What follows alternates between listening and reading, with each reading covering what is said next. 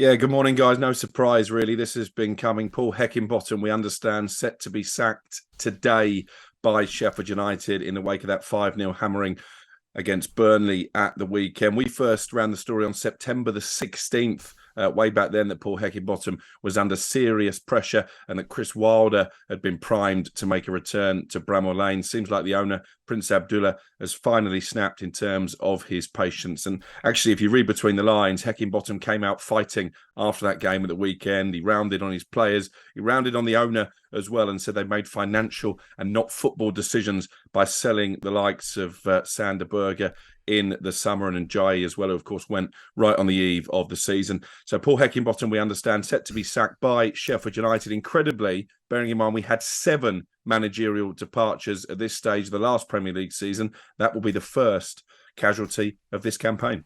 Crookie, thanks very much indeed. Cheers, for that. Let's hear from the man in question then, shall we? This is Paul Heckingbottom's reaction after being asked, following that 5-0 loss to Burnley, whether he feared for his job.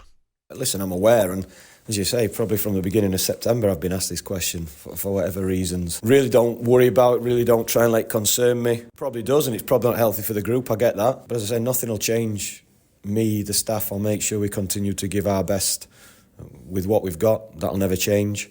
And listen, one thing I can say is I can walk around here holding my head up high. I know how hard I work for the players, for the fans, for the club, for the owner. And so that'll never change. Whether people keep talking about it or not, the only way we stop that is if we get results. Well, I'll tell you what, Ali, before that game against Burnley, I saw a headline which read 5 managers who could replace Heckingbottom. And that was before the game. Yeah. But who the heck would take that job? Because it looks like an almost inevitable relegation on your CV.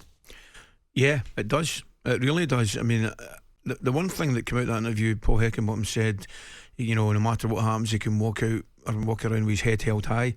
You better believe he can, in my opinion. 100%.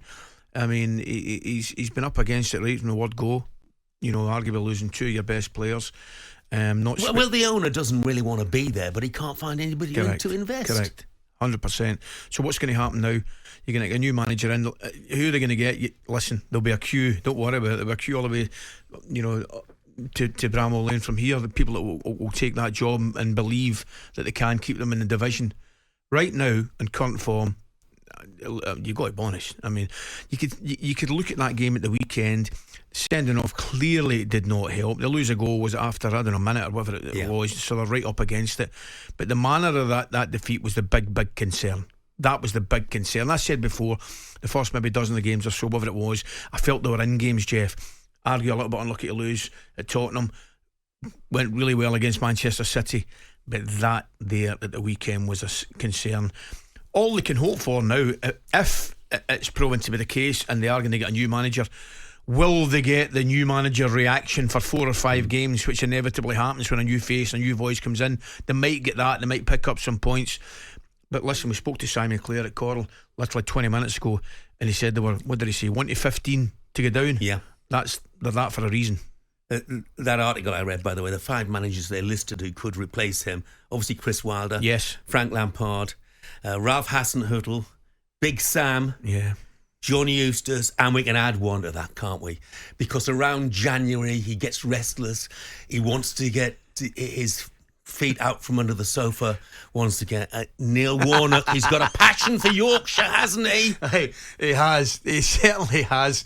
And obviously he's got a bit of connection to the area, a connection to the club.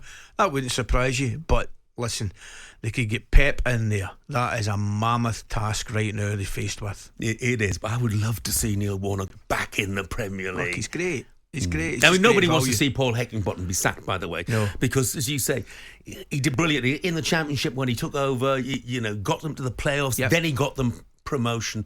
And as we said earlier on, net spend of £30 million is nothing like what their nearest rivals have spent in an attempt to stay in the Premier League. So what's happened was inevitable in a way.